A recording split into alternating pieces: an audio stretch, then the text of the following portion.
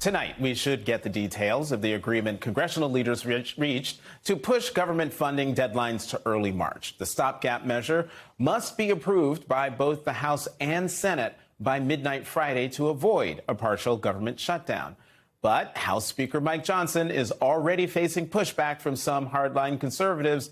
And they made the talk show rounds today to air their grievances on everything from immigration to funding for Ukraine.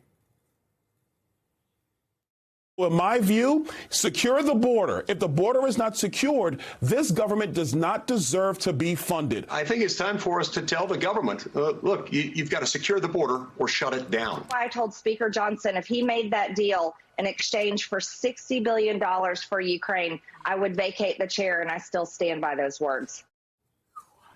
Joining me now, House Minority Whip, Congresswoman Katherine Clark of Massachusetts. Whip Clark, as always, thank you very much for coming to the Sunday show. The current government spending deadline is just 5 days away. Given that hardline conservatives are already rebelling against the agreement to push the funding deadlines to March 1st and March 8th, will you and your fellow Democrats have no choice but to vote for it in order to keep the government open? Well, thank you, Jonathan, for having me. And as you can hear from those clips, it's a new year. It's a new session of Congress, but it is the same old chaos and civil war over on the GOP side of the aisle. So Democrats know this. We made a deal around funding back in June. We voted on it in a bipartisan way, despite the fact it wasn't a deal that we loved, and it was brought about by the GOP holding our economy hostage. And we have continued to be the party that is funding the government. We did it in October, we did it again in November, and we will probably have to do it again this week, because we understand that a shutdown is not good for the American people.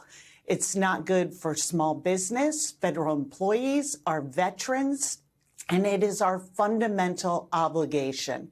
So we've made the deal. It is now time for the Republicans to come and fulfill this most basic responsibility of Congress, to pass a budget. So, Whip Clark, can we talk about the calendar for a moment? We put it up for a second ago. I want to put it up again. Smack in the middle of the new funding deadlines are, as you see there, Super Tuesday, which is March 5th, and President Biden's State of the Union address on March 7th.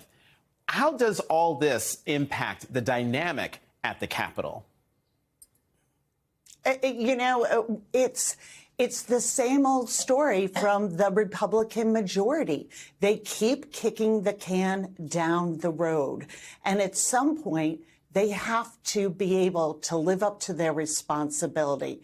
And what we're seeing is as this budget drifts once again towards an impending shutdown, they have no affirmative agenda except for taking away reproductive freedom. This week, when we should be negotiating how we prevent a shutdown, they're putting 2 more anti-abortion bills on the floor.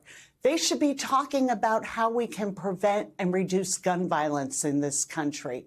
They should be talking about how we expand lowering health care costs, expand the work that Democrats did on lowering the cost of insulin to everybody who needs insulin in this country. These are the things the American people are focused on.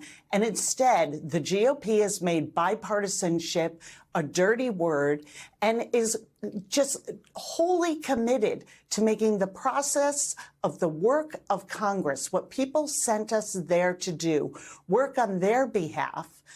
Instead, they are focused on turning our work in Congress into a campaign arm for Donald Trump. So you heard in the mashup, in the intro to this, the mashup of conservative criticism, where Marjorie Taylor Greene threatened to vacate the chair over this agreement. Now, some Democrats have said they would be willing to help Speaker Johnson if that were to happen. Would you be among them? You know, we are going to cross that bridge when we get there. And as always, Leader Jeffries and the leadership team, we make these decisions together as a caucus. But think about what Marjorie Taylor Greene is saying.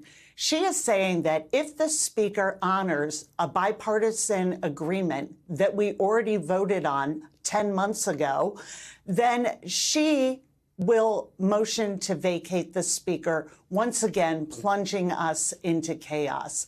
It is outrageous that that's where today's GOP in the House is.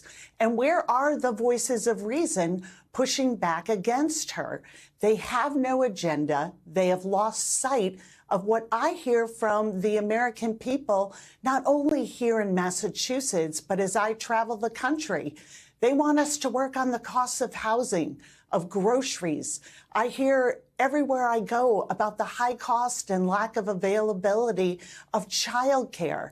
These are the issues that people are asking us to pay attention to focus on. And instead, we have this inter-party war going on across the aisle with the GOP and very few solutions coming forward. So we're, as Democrats, going to keep our focus on those kitchen table issues and make sure that we are moving this country forward. There's so many more things I wanted to ask you, but I don't have the time to do it, so you're just going to have to come back on the show. House Minority Whip Katherine Clark. I'd be glad to. As always, thank you very much for coming to the Sunday Show.